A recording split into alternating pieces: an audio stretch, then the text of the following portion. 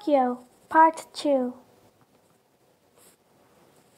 Pinocchio traveled with the cat and the fox a very long way, unable to see anything on account of the blindfold they had placed over his eyes.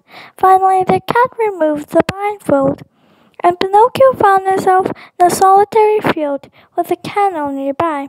Now scoop down and dig a little hole into the ground and put your gold pieces into it, said the cat. Pinocchio did as the cat had said, then filled up the hole with a little earth. Now then, said the fox, go to the canal and fetch a can of water. Then come back and water the ground where you have sowed your coins. Pinocchio went to the canal. As he had no can, he took off one of his shoes. Filling with water, he watered the ground over the hole. Is there anything else to be done? Yet nothing else, answered the cat. We will now go away. Return in 20 minutes, and you'll find the shrub already pushing through the ground, its branches loaded with money. The poor puppet, beside himself with joy, set out on one road leading away from the field, while the cat and the fox took another. The road led Pinocchio to a nearby town. Its streets were crowded with dogs yawning from hunger, shorn sheep trembling with cold, roosters without combs, and peacocks with no tails, for they had sold them. Though this load of beggars and shamefaced creatures, a lordly carriage passed from time to time. Pinocchio walked along and counted the minutes one by one. Soon, very soon, I'll be rich and buy myself a carriage, he bragged to the wretched creatures around him. When he thought that it finally must be time, Pinocchio hurried back to the field of wonders. He went right up to the little hole where he had buried his coins. But there was no tree, not even a shrub. Becoming very thoughtful, he took his hands out of his pockets and gave his head a long scratch. An explosive laughter burst out above him. Pinocchio looked up to see a parrot. What are you laughing at? He demanded. I am laughing at those symptoms who believe in all the foolish things that I have told them, and are entrapped by those who are cunning than they. Are you perhaps speaking of me? Yes, poor Pinocchio, replied the parrot. You must know, then, that while you were in town, the fox and the cat returned to the field, took the buried money, and fled like a wind.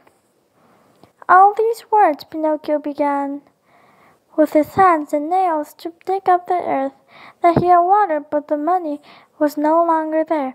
He rushed back to the town in a state of depression, but no one would help him. They could hardly forget how angry the puppet had behaved not an hour before. Poor Pinocchio wandered the streets, growing hungrier and even more desperate. At last, he came upon a woman with indigo hair, carrying 2 cans of water. May I have some? He asked. Drink, my boy, said the little woman. Pinocchio drank like a fish. Now, if I could only oppress my hunger, he said. If you will help me carry home these 2 cans of water, I will give you a fine piece of bread, the woman said.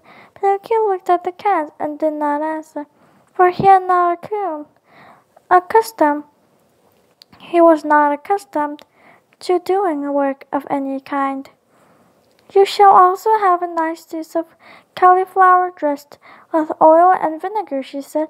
Again Pinocchio looked at the heavy cans. And after that, I'll give you a beautiful bonbon full of syrup, the woman added. At the mention of the last dainty, Pinocchio could resist no longer.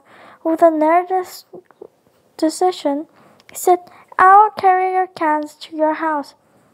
They reached the house, and the little woman set Pinocchio down at the table already laid. She placed before him a bread the cauliflower and the bonbon. When Pinocchio had finally filled his empty stomach, the woman asked where he was headed. To see my father, Pinocchio cried, and he told her all about good Geppetto. How did you come to be so far from your father and in such a desperate state? I have no idea where I am, but I can relay to you how I got here, Pinocchio said, and he told her about the fire eater his Andrew's journey, and the fox and the cat, and his abdomen in the field of wonders. What are the gold pieces? The woman asked.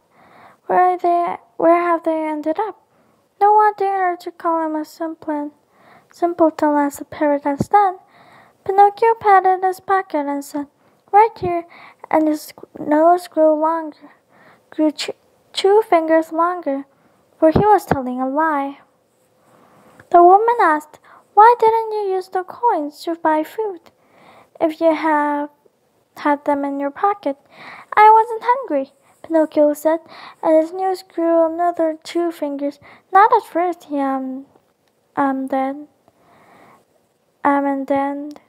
did. At this, his nose grew to such a length that the poor puppet could hardly move in any direction. The woman with the indigo hair looked at him and laughed, for she was no less than a beautiful fairy for more than 1,000 years. She had lived in the surrounding wood.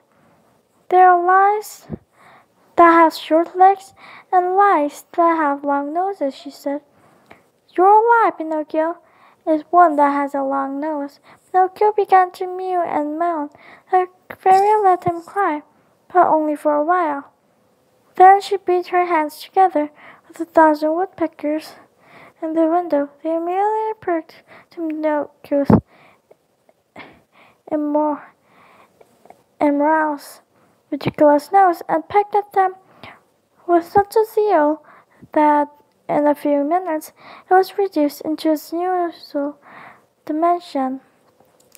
Now, said the Blue Fairy,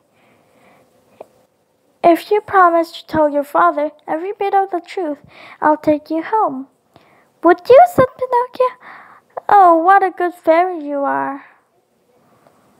And you're a good boy when you put your mind to it. Would that be true? Would that it were true, said Pinocchio, looking at the shows Geppetto had made him. But really, I'm not a boy at all. The Blue Fairy showed Pinocchio the way home.